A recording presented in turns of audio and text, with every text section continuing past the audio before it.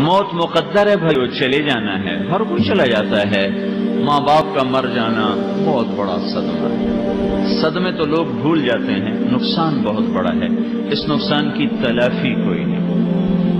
یہ ایسا نقصان ہے ساری دنیا کے خزانے مل کر اس کی تلافی نہیں کرتے۔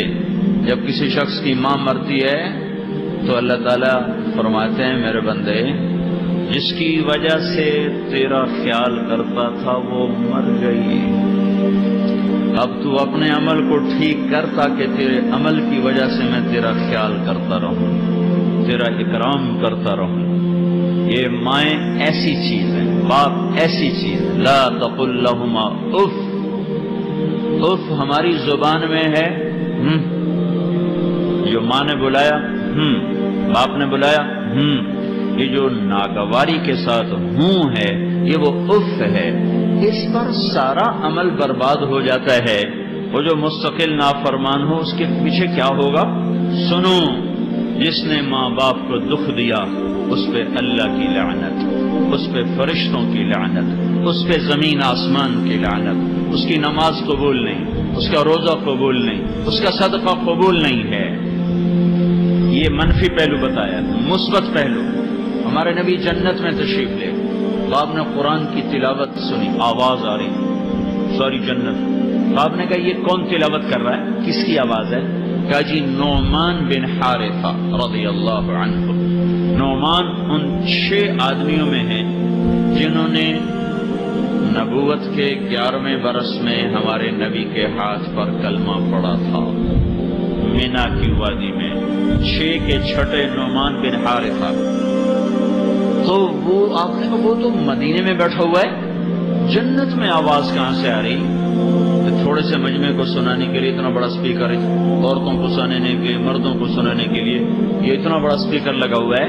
نعمان کے پاس کون سا سپیکر ہے کہ وہ مدینے میں قرآن کھول کے پڑھتا ہے، 7 آسمان کو چیرتی ہوئی آواز ساری جنت میں گونجنے لگ جاتی۔ تو فرشتوں نے کہا جی ماں کے فرما بردار ہیں، اس صلے میں ان کی تلاوت ساری جنت میں گونجتی۔ وہ ماں کے کیسے فرما بردار تھے؟ وہ اپنی ماں کے کپڑے خود دھوتے تھے، بیوی سے نہیں دھلواتے تھے۔ ہم اپنی بیویوں سے کہتے ہیں میری ماں کی خدمت کر، میں فارغ نہیں تو کر، اس کے ذمے نہیں، جس کے ذمے وہ کہتا میں فارغ نہیں، جس کے ذمے نہیں اس کو رگیتا ہے کہ تو کر۔ یہ کیا کرتے تھے؟ ماں کے کپڑے خود دھوتے تھے، ماں کے لیے سالن خود بناتے تھے، آٹا گوندھ کے روٹی خود بناتے تھے، پھر نوالے بنا بنا کے ماں کو کھلاتے تھے، پھر اس کو تیل لگاتے، پھر کنگھی کرتے، پھر جوئیں نکالتے، پھر نوکر کی طرح کھڑے ہو کر اس کے حکم کو سنتے تعمیل کرتے۔ جب کوئی ماں حکم سناتی وہ سمجھ میں نہیں آیا تو دہراتے نہیں تھے، اماں کیا کہا مجھے سمجھ میں نہیں آیا، ذرا پھر سے۔ باہر نکل کر بیوی کو باہر بلاتے، پھر اپنی بیگم سے پوچھتے میری ماں نے کیا کہا تھا مجھے سمجھ میں نہیں آیا۔ 2 صحابہ کے بارے میں آتا ہے سب سے زیادہ ماں کے فرما بردار، ایک عثمان رضی اللہ تعالیٰ عنہ اور ایک نعمان بن حارثہ رضی اللہ تعالیٰ عنہ۔ عرب میں کٹھے کھانے کا دستور ہے، کٹھے، الگ الگ پلیٹوں میں نہیں، آج بھی کٹھے کھاتے ہیں۔ امام زین العابدین رضی اللہ عنہ اپنی ماں کے ساتھ بیٹھ کے کھانا نہیں کھاتے، اور ویسے ان کی ماں کی خدمت سارے مدینہ میں مشہور تھی۔ تو ایک دن کسی نے کہا آپ ماں کے ساتھ کھانا کیوں نہیں کھاتے؟ کہنے لگے مجھے ڈر لگتا ہے کوئی ایسی بوٹی نہ اٹھا لوں جو میری ماں کو پسند ہو اور میں کھا کر اللہ کا مجرم بن جاؤں، میں اس لیے ماں کے ساتھ روٹی نہیں کھاتا۔ موسیٰ علیہ السلام اللہ سے کہنے لگے یا اللہ میرا جنت کا ساتھی کون ہے؟ تو اللہ تعالیٰ نے فرمایا فلاں قصاب، قصاب، قصائی، ہماری پنجابی میں قصائی، یہ گوشت کاٹنے والے، بیچنے والے، کہ وہ تیرا ساتھی۔ موسیٰ علیہ السلام نے پوچھا کہاں؟ فلاں بازار، یہ نام۔ بڑے حیران کہ قصائی موسیٰ کلیم کا ساتھی۔ بازار گئے، ایک قصائی گوشت بیچ رہا ہے، کاٹ رہا ہے، اور قصائیوں کی طرح شام ڈھلی، گوشت کا ٹکڑا تھیلے میں ڈالا، کندھے پہ لٹکایا، گھر کو چلا۔ موسیٰ علیہ السلام ساتھ ہو لیے۔ جب وہ گھر میں جانے لگا میں آ جاؤں، اس نے پہچانا نہیں، کہا آ جاؤ۔